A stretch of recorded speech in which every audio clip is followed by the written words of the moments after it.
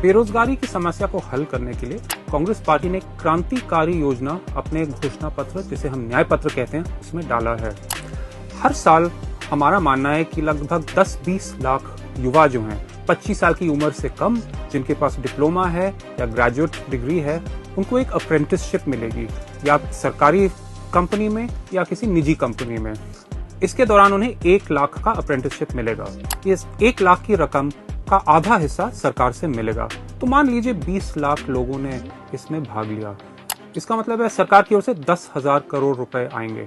अब अगर आप पूरा बजट देखेंगे केंद्र गवर्नमेंट का, तो 48 लाख करोड़ तक आता है। तो इसमें 10,000 करोड़ तो एक छोटा सा ही अमाउंट निकला।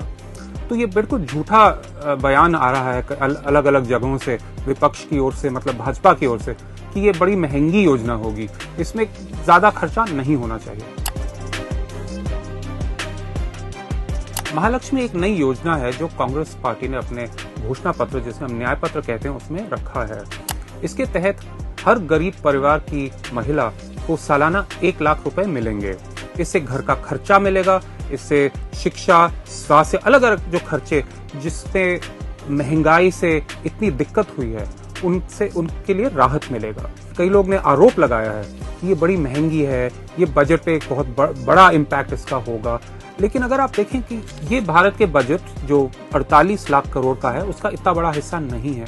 लेकिन एक बात जरा सोचिए, जब मोदी सरकार बड़ी कंपनियों को एक टैक्स कट देती है 2 लाख करोड़ का, तो सब कह रहे हैं कि ये तो निजी कंपनियों के निवेश के लिए है, ये इकोनॉमी की बढ़ोतरी के लिए किया जा रहा है। जब सबसे गरीब परिवारों को 2-3 लाख करोड़ देते हैं, उसी लगभग वही अमाउंट, तो लोगों को बड़ी आपत्ति होती है, कहते हैं कि इसका बहुत भारी प्रभाव पड़ेगा इकोनॉमी पे। तो ये डबल स्टैंडर्ड गलत है। अगर आप सबसे बड़ी कंपनियों को 2 लाख का बेनिफिट देने के लिए तैयार हैं, तो सबसे गरीब लोगों को 3 लाख करोड़ बेनिफिट देने से क्या प्रॉब्लम हो सकता है, जरा सोचिए।